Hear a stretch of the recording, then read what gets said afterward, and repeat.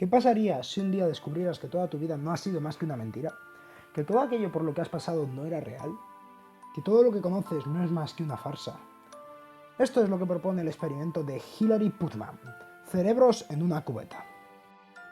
Usted no tiene ninguna forma de saber que no es un cerebro suspendido en una cubeta, llena de líquido en un laboratorio.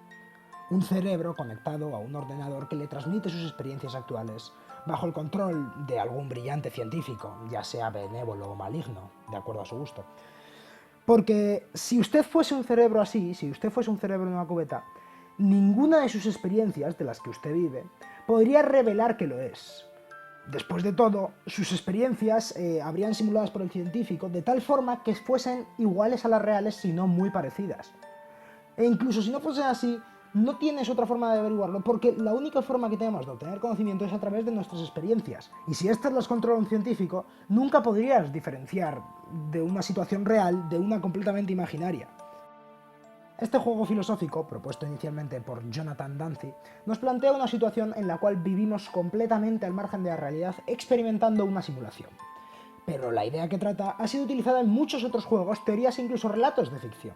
Entre ellos tenemos El cerebro de Boltzmann o la película Matrix, una de las más famosas de nuestra época. Somos el Don de la filosofía y en el vídeo de hoy explicaremos cerebros en una cubeta, para reflexionar sobre el dilema de la realidad. La rama de la filosofía que estudia la naturaleza y los principios de la realidad es la metafísica. Esta tiene como objetivo lograr una comprensión teórica del mundo y conocer la verdad más profunda de todas las cosas, tratando de responder preguntas como ¿qué es ser?, ¿cuál es el sentido de nuestra existencia?, o ¿por qué hay algo y no más bien nada? Nosotros nos centraremos en una cuestión bastante recurrente en el campo de la metafísica. ¿Qué es lo real? Frente a esta pregunta tenemos dos principales posturas, el realismo y el idealismo. El mayor representante del realismo es Aristóteles, quien pensaba que la esencia de las cosas estaba en las propias cosas. Dentro del realismo encontramos dos posturas con ciertas diferencias, el realismo ingenuo por un lado y el realismo crítico por el otro. El realismo ingenuo defiende que la realidad existe fuera de nuestra conciencia y que ésta es lo que aparece ante nuestros sentidos. Es decir, que si yo veo un árbol es porque ese árbol existe en la realidad y no es producto de mi imaginación. Y el resto de personas lo verá igual que yo porque lo que conocemos por nuestros sentidos es una reproducción exacta y fiel de la realidad. Por otro lado tenemos el realismo crítico. Esta postura también defiende que la realidad existe fuera de nuestra conciencia, pero la forma en que la percibimos es distinta a la de los demás, porque imponemos nuestra forma de pensar a aquello que percibimos.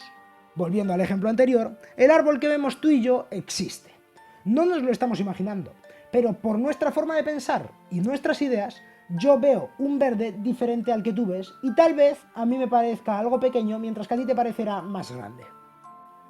Saliendo del realismo tenemos el idealismo, cuyo mayor representante es Platón. En su propuesta filosófica, Platón dividía la realidad en dos mundos, el mundo sensible y el mundo de las ideas. En el mundo sensible se encuentran las cosas que están a nuestro alrededor y que percibimos mediante nuestros sentidos. Es un mundo material, múltiple, cambiante y relativo. En el mundo de las ideas se encuentran las ideas de las cosas, que son únicas, inmutables, objetivas y universales. Según Platón, la verdad se encuentra en el mundo de las ideas, mientras que el mundo material es solo una copia imperfecta de este. De tal forma que, según Platón, una manzana estaría en el mundo sensible, en el mundo normal.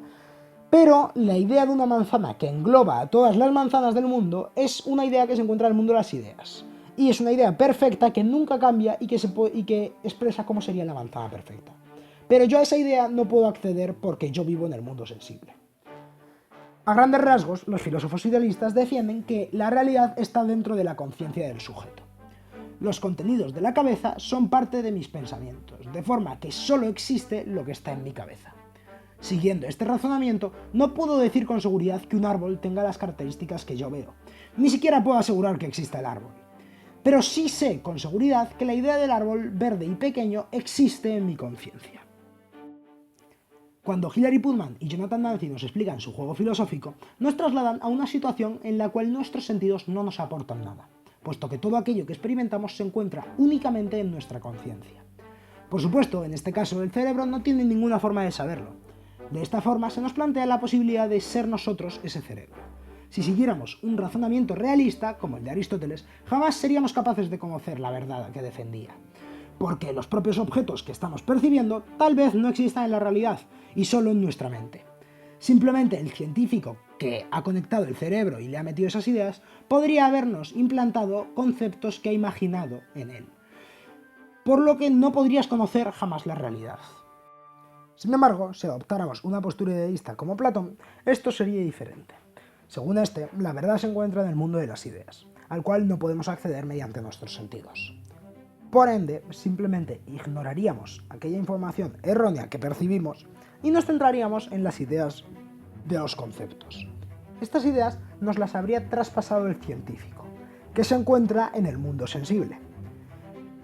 Y a su vez, estas ideas que conoce el científico se encontrarían en la conciencia del científico.